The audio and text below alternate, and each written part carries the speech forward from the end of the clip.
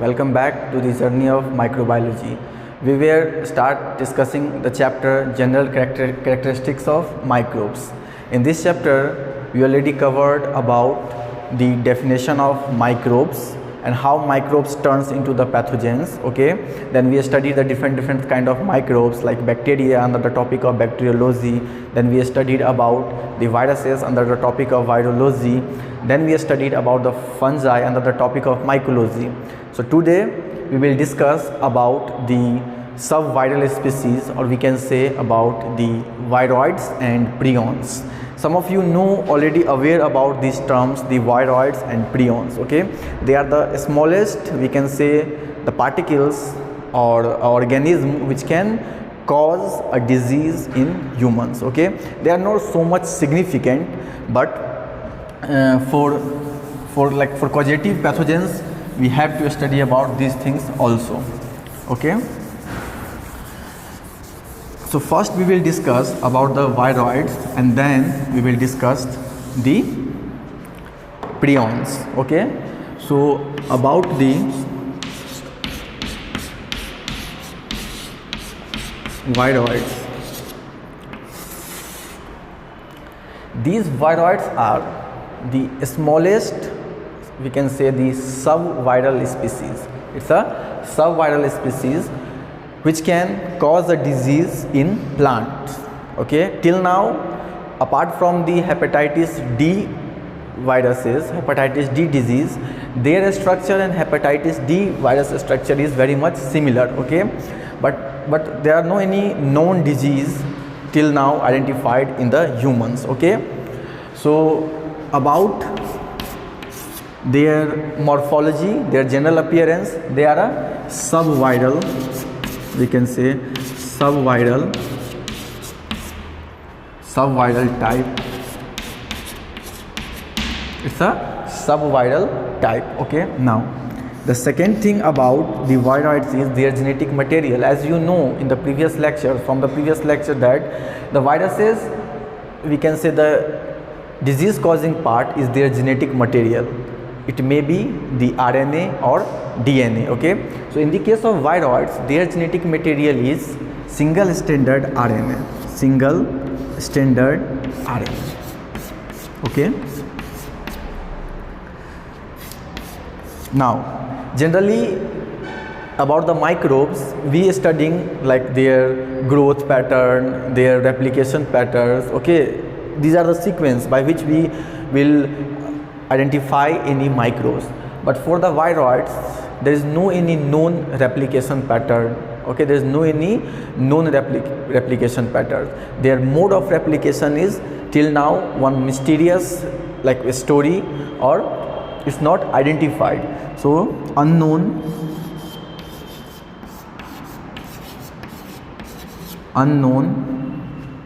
replication.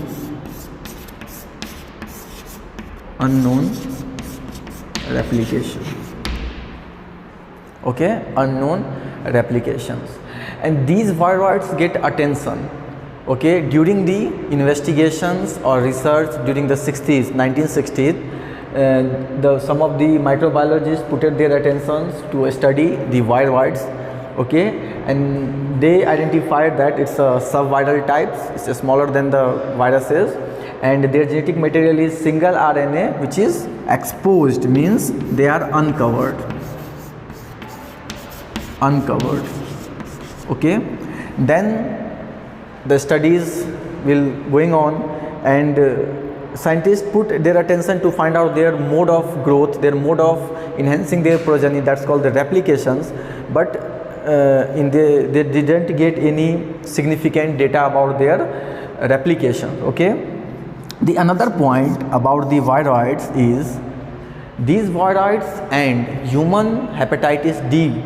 Okay, human hepatitis D viruses structure is very much similar.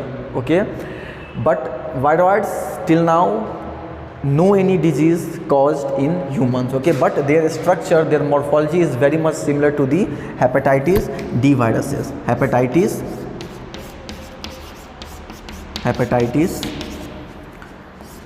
D pathogen, we can say pathogen. Okay, hepatitis D pathogen. Now, by understanding this, we will see our slide and understood those contents. The viroids were discovered. The viroids were discovered at the end of 60th during the investigation of plant disease. During the investigation of plant disease, they consist of infectious necked single-stranded RNA in closed circular form with extensive base pairing to form a rod-shaped strand 50 nanometer long. Its mode of replication is unknown, but certainly involves cellular enzymes. Okay, these are the prediction. The only significant human pathogen structurally related to the viroids is the hepatitis D pathogens. Okay, hepatitis D pathogens. Now, after studying this subviral species, the pathogen that's called the viroids, we are going to study about the prions. Okay, hope you are clear with this. In plant, these viroids can cause the disease.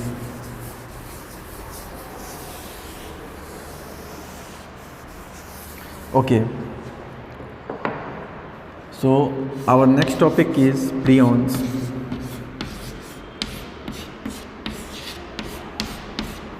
Prions.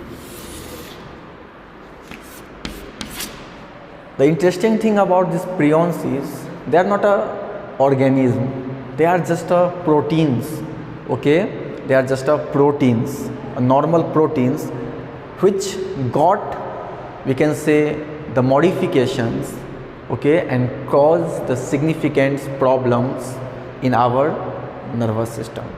Mark my words, these are not a organism. Okay, these are not a organism, these are simple proteins.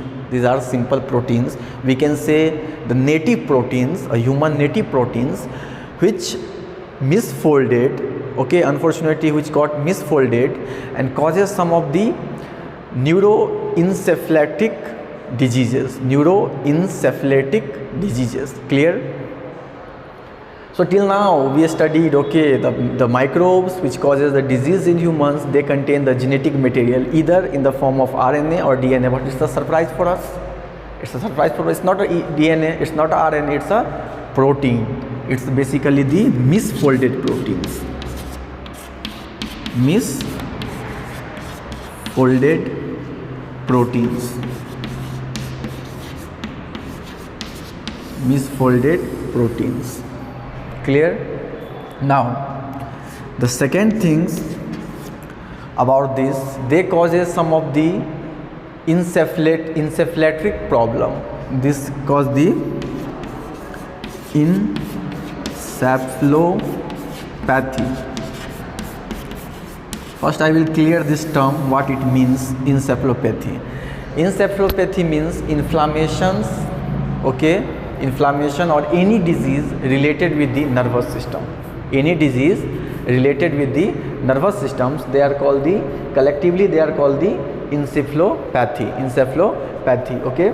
Now, about the known disease, okay, one disease is called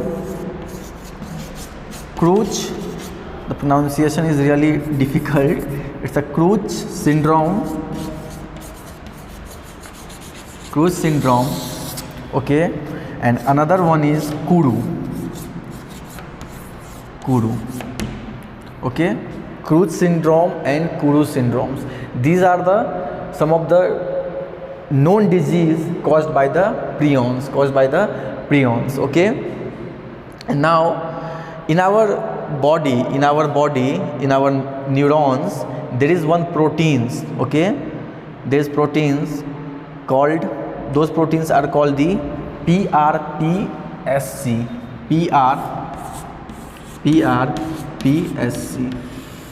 Okay, these are the one natural proteins which is present in our nervous systems, okay, neuronals, on the neurons, and these proteins eventually got transformed into the disease, or we can say the misfolded form.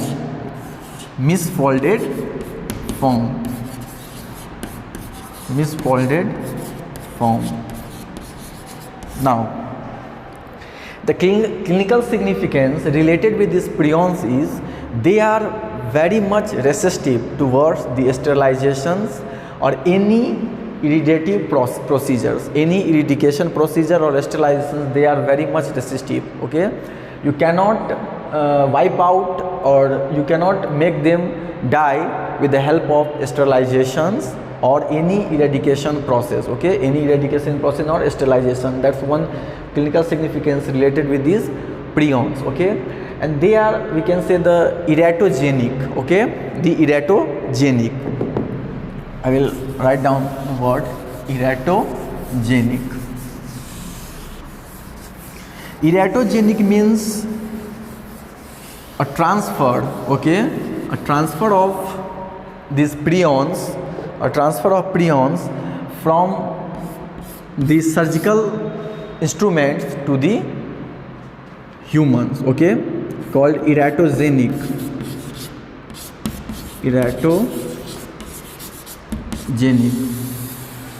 Eratogenic. Okay, sometime what happened during the surgery of these cranial bogs, okay, some of the these prions eventually transferred to the nervous system environment and they causes the encephalitis. Okay, they causes the encephalitis.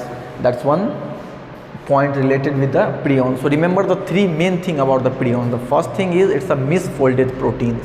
It's a misfolded proteins. The normal PS proteins got transformed into the causative agent. Okay, second thing is they are very much resistive towards the sterilization or any eradication process. Okay, you cannot make them wiped out or die with the help of sterilization and the eradication process. Second thing is they will got transferred, okay, by the eratogenic process. Some of the time eratogenic process means to the instruments, to the nervous system parts. Okay, now these causes the four type of, we can say, the clinical picture related with the encephalopathy is the four type. Okay, the first one is called the Kuru. Second is CJD new variant. Okay, it's called the Creutzfeldt-Jakob disease. Creutzfeldt-Jakob disease. And another is Gerstmann-Strauss Ulcer-Scheiser syndrome. Okay, GSS, CJD and Kuru. These are some of the known disease related with the prions. Let me write it here. Okay, the first one is Kuru. Okay, another one is the GSS. Okay, the full name is Gerstmann-Strauss Ulcer-Scheiser syndrome. Okay, and then we have CJD, that's called the Creutzfeldt-Jakob disease. Okay, and we have the one new variant, we can say the de novo, the new variant of CZD. Okay, CZD, and we write as the VCJD. Okay, these are the group of prions. Okay, these are the some of the group of known disease of the prions which causes the encephalitis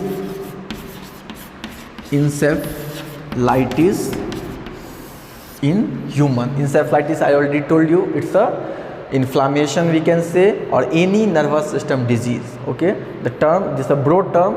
Under this, these we can say the three types of prions disease is present. Okay, four type of prions disease is present. Okay, now we come to the sign and symptoms of this. Okay, Kuru, JCS, CZD and VZD. Okay, in the nervous system, due to their accumulations, two things happen. Due to their accumulations in the neuronal environment, in the nervous system, two things happen. The first thing is the loss of memory. That's called the dementia.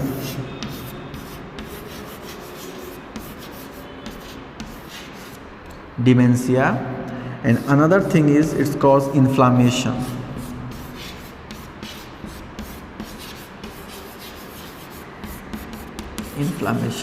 It changes the histology of neurons. And second is progressive dementia. Okay, person develop a disease to forget the things. That's the sign and symptoms. Now about these are the some sign and symptoms related with the prions diseases. Okay, now the diagnosis of prions, like how we identify, is challenging. It's a challenging. You cannot identify it by mere blood test, okay, by any other kind of biochemical test. For these prions, the test is histological test. Okay, histological test. You have to test the sample of tissue, then only you can identify the prions. The serological test is fruitless. Okay, you cannot identify by the blood investigations. Okay, now second thing is the monoclonal antibody. By the monoclonal antibody you can identify these prions. Okay, monoclonal antibody. Okay, these are the diagnostic, we can say, by which you can find out the prions. Hope you clear with this. Now we come to the point how we can prevent these prions. How can we prevent the prions? Okay, so prions management. Okay, about their management.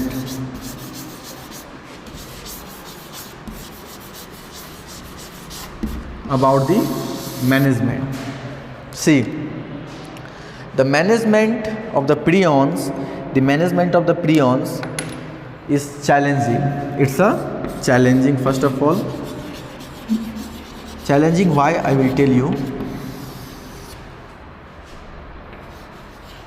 Challenging because there is no any appropriate drug which can go to these misfolded proteins and make them unfold again, make them naturals, normals again. There's no any known proteins. Okay, we only address the sign and symptoms of this prions disease. That's a CZD, Kuru. Okay, the another variant GBSS, and the another variant of CZ, that's called the de novo CJD. Okay, these are the neurons. It's very difficult to pronounce the disease itself. Okay, now the management is challenging. Okay, so we will only focus to prevent the transmission. Okay, so about their management, this transmission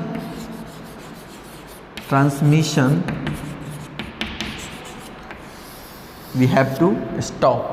Okay, how to make the instruments which is basically specifically used for the neurological surgery, okay, neurological operations, those kind of equipments we have to sterilize. Okay, we have to make them very, very sterilized. Okay, that's one aspect to manage these prions. And after and about their signs and symptoms, we will only go through the symptomatological, we can say, the management. Okay, it's about the prions. So let me conclude today's class. Today's class we will discuss about the two things. The first one is viroids, and second thing is prions. The basic similarity between these two things is both are the subviral pathogen.